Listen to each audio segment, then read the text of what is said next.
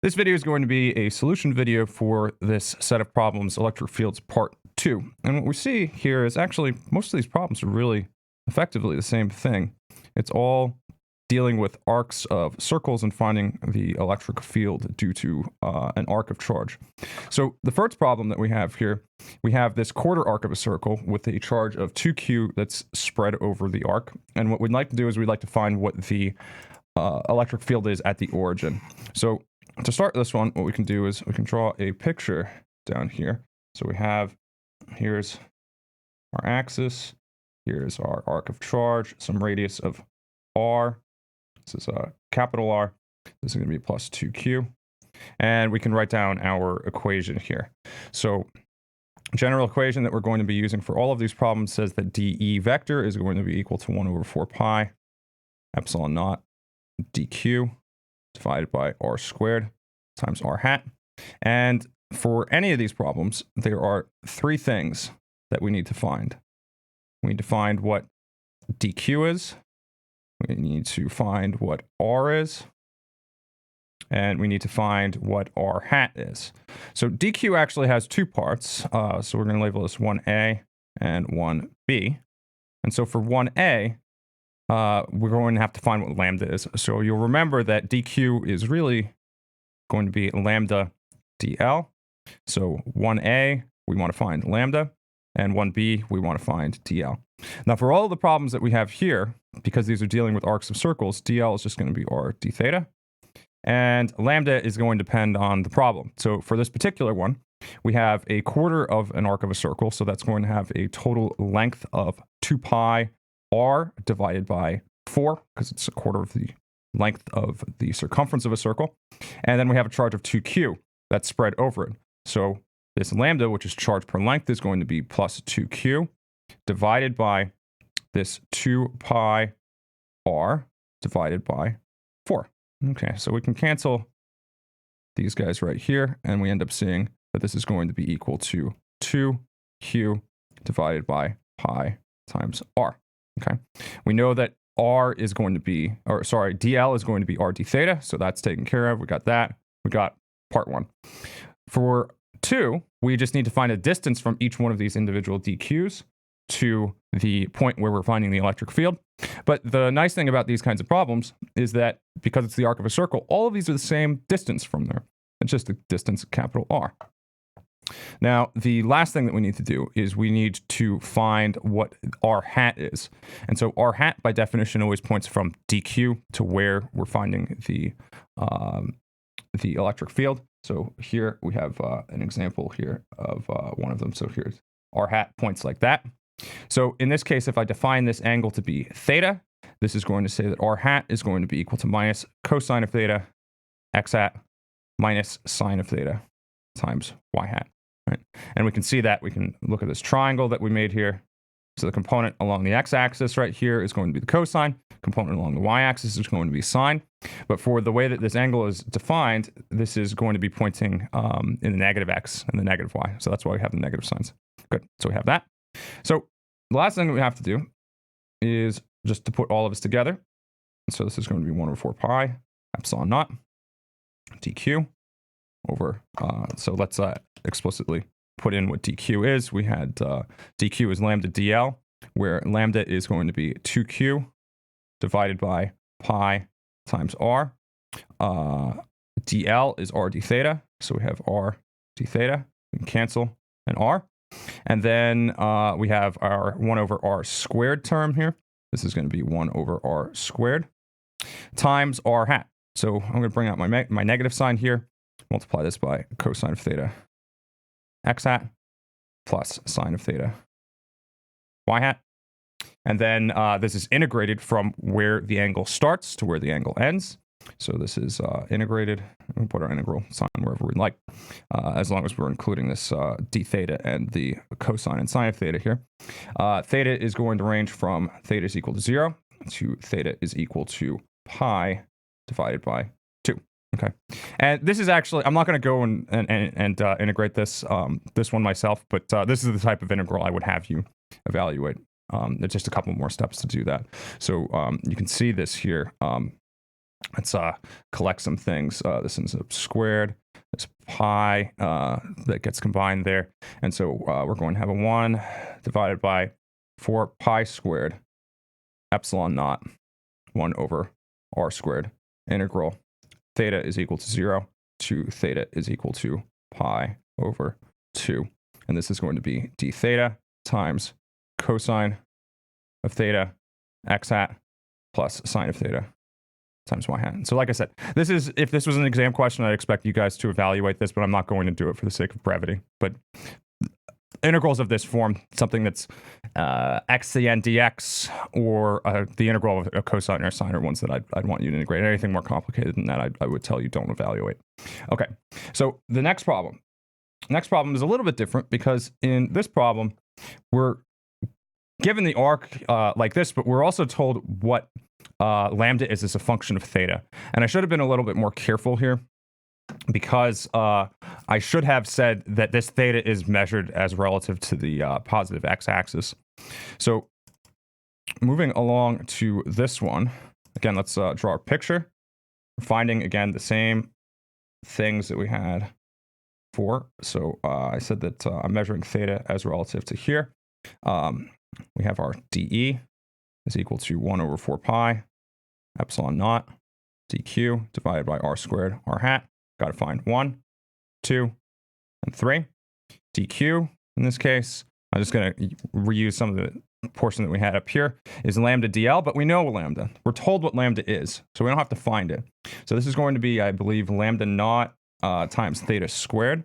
So this is lambda naught times theta squared times dl, which is r d theta. R hat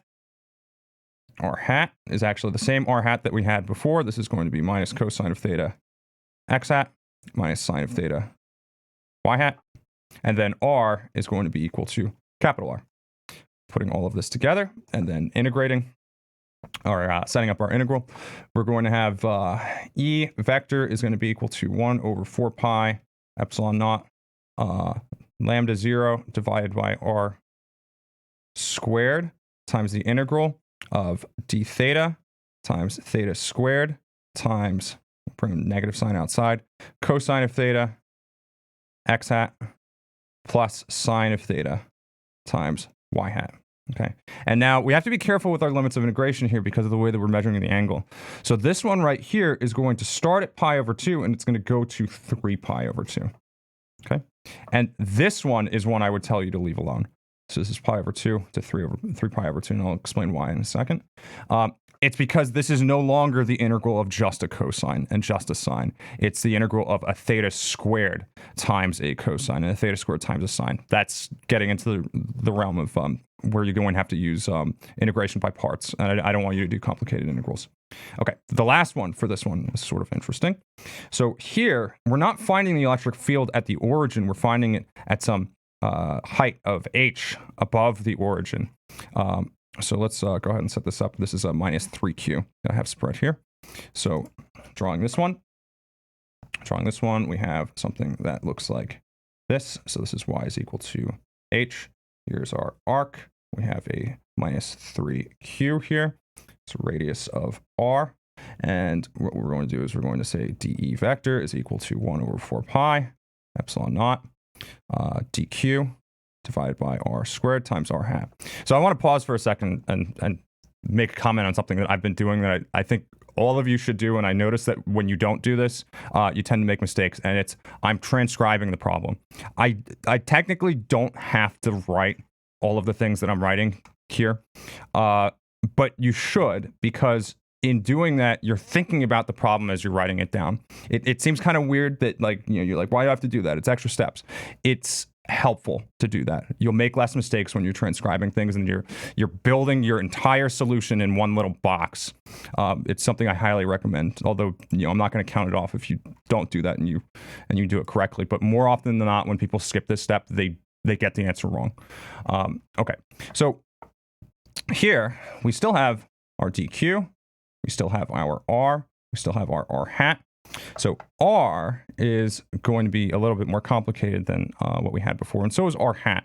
dq, on the other hand, is still going to be our lambda dl And so this is going to be our lambda, which in this case is going to be minus 3q divided by the total length here, which is half of a circle. So this is going to be pi times r times dl, which is the same as it has been for all of these problems. This is r d theta. Now, in order to determine what r is, we need to draw on here. And again, this is something I highly recommend doing because typically when people don't do this, they make mistakes. I'm going to define the angle here as theta. This is some distance. If this is the hypotenuse of the triangle r, this is r sine of theta. This is going to be r cosine of theta. This is the height of h. And so this r is going to be equal to the square root of r sine of theta squared plus r cosine of theta plus h quantity squared. I'm going to move this around because this is not in a good spot for... okay, so let's move this down here. And then do a little bit of quick formatting so that we can read this a little bit better. So this is what we have here. And we can see that because here's one side of the triangle, right? And then the other side is just the sum of h and r cosine of theta. So that's good. Now, r hat is going to come from a similar sort of analysis. So r hat is going to be pointing like this. We need to find what the components are in x and y. So this is going to be equal to some amount in x plus some amount in y. So this is something I like to do to kind of prep the next part here, because we want to find what is the part that's in x and what's the part in y. So if I'm measuring this angle like this, calling this the positive direction, then this is going to have some portion here that is going to be a sine of theta, and a portion here, which is a cosine of theta. And looking at this, the y portion is going to be positive, right? So this is going to be a cosine of theta. The x portion is going to be negative. So this is going to be minus sine of theta.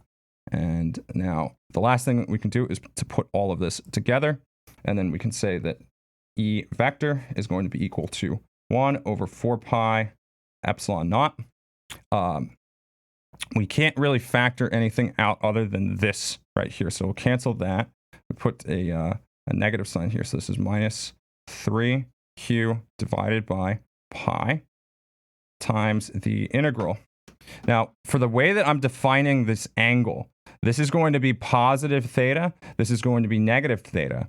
And my limits of integration now are going to range from minus pi over 2 to pi over 2. Make sure you go through and understand why it is that I'm defining it like this. You don't have to define it like this. There are other ways that you could define the angles.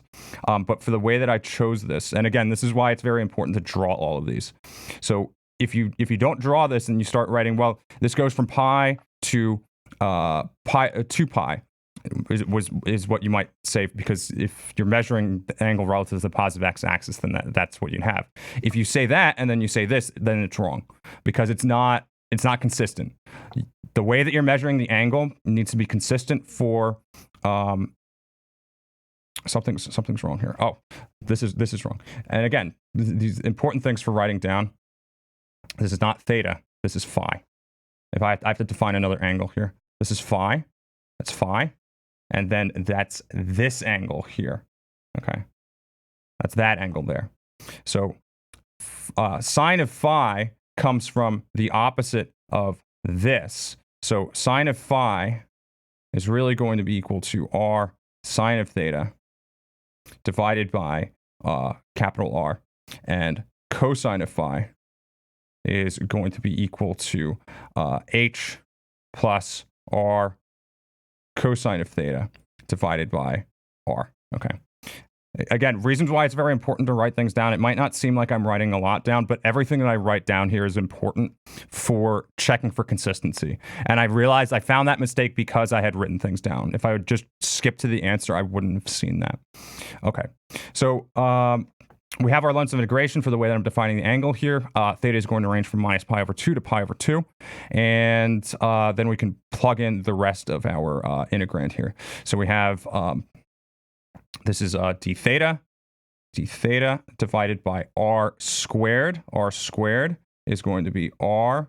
And actually, I'm going to have an r cubed because this is, you have an r here and you have r squared here. So this is going to be r sine of theta squared plus r cosine of theta plus h squared to the 3/2 times, this is going to be minus r sine of theta x hat plus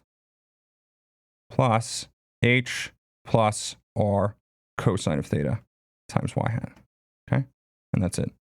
Barring any mistakes, I don't think that I made any mistakes. I think I would have caught them if I did. So a couple of last things to note.